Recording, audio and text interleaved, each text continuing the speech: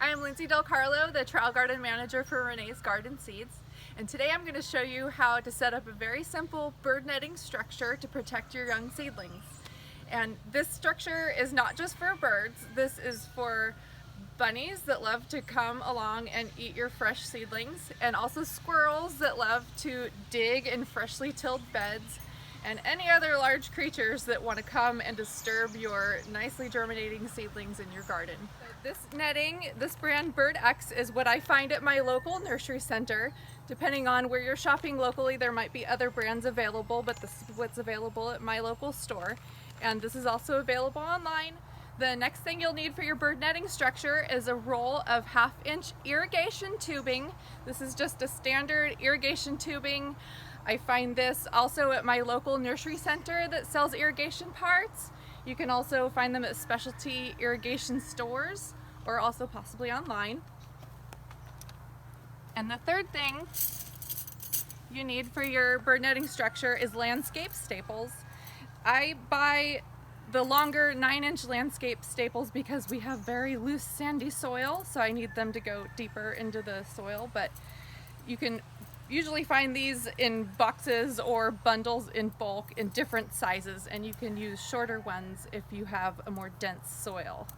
So those are the 3 things you need to set up your bird netting structure, and I'll show you how I do it.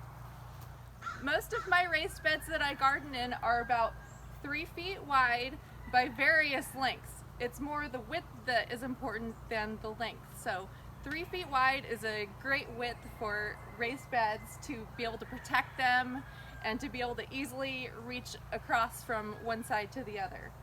So my irrigation tubing that I have cut for a 3-foot wide bed, I cut my lengths to be about 7 feet long. That's enough length for the tubing that your structure that you're going to build is going to be tall enough that your plants can grow up and mature while your netting is still intact. So I start out with 2 hoops at the ends, and I'll crisscross them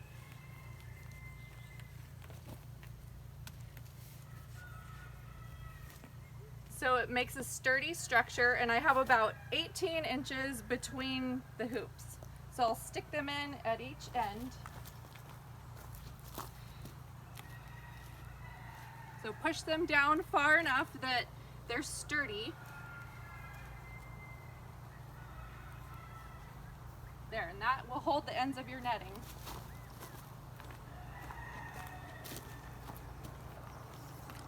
And then about 18 inches apart down the length of the bed, you'll stick more tubes.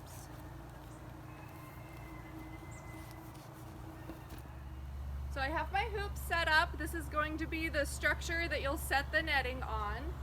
And they're crisscrossed at the end, and then just single hoops down the center. I crisscross them at the end so they're nice and sturdy. Next, I'll take my netting out of the package and find the end.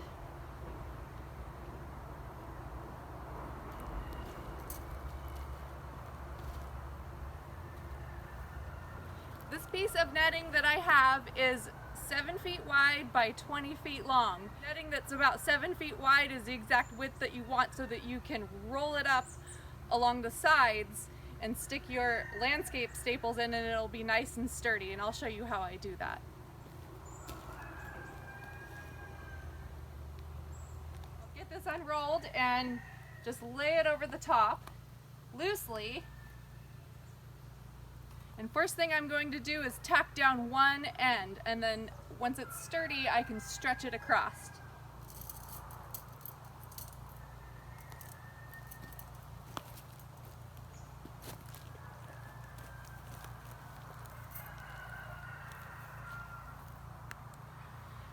So I find the corner here, and I make sure I have several inches overlapping one side.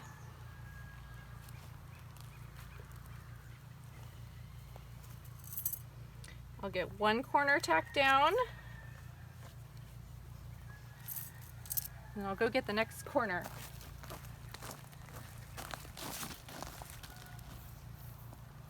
The thing with making a bird netting structure is that you want to make sure the netting is very tight and there's no holes. As long as it's tight with no holes, you don't run the risk of an animal being able to get in and injuring itself.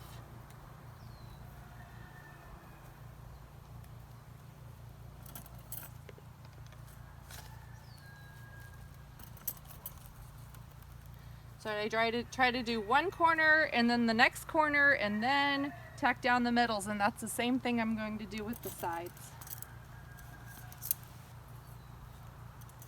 Okay, so I have one end done. Now I can take the rest of my netting and stretch it nice and tight across the top of my hoop structure.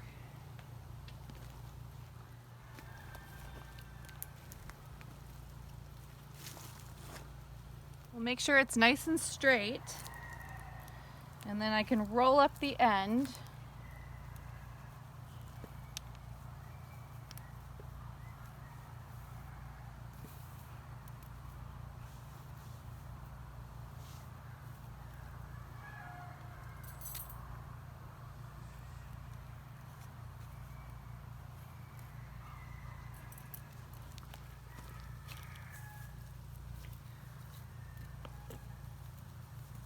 I like to get it rolled nice and tight so that when you plunge your landscape staple down, that it's got enough netting to sit on and it does not rip the netting that way. So I've got my corners done. Now we'll tack down the middles. So I have the ends of my netting tacked down and I've got it nice and tight across the top. You want to make sure that your netting is tight enough, so if it's really loose, I've actually had birds just sit right on the netting and still pull out seedlings. So with my extra slack here, I'm going to roll it up along the sides and tack it down.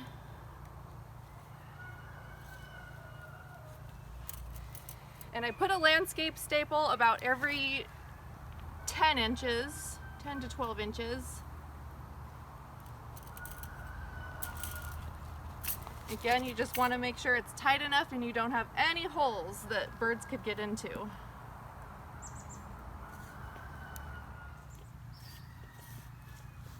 So I'm doing the second side of my bird netting, and I take this slack and I roll it until I feel it get tight, and then I know it's ready for me to tack it down.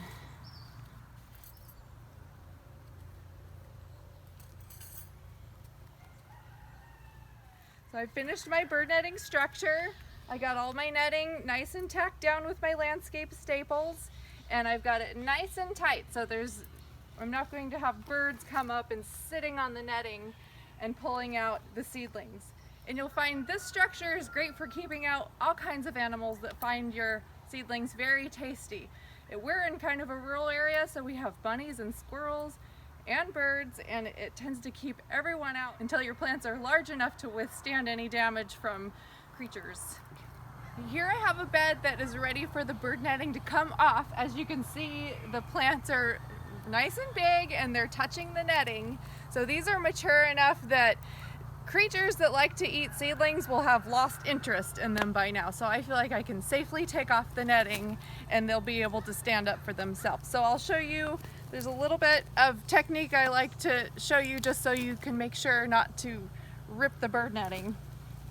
It's really important not to pull up the landscape staples by the netting itself, because you're sure to rip holes in it, and that's exactly what you don't want with your bird netting. So I make sure to grab the staple itself and pull up on the staple and then knock off any extra soil and just go down the row, pull up all your staples, and we'll roll up our netting.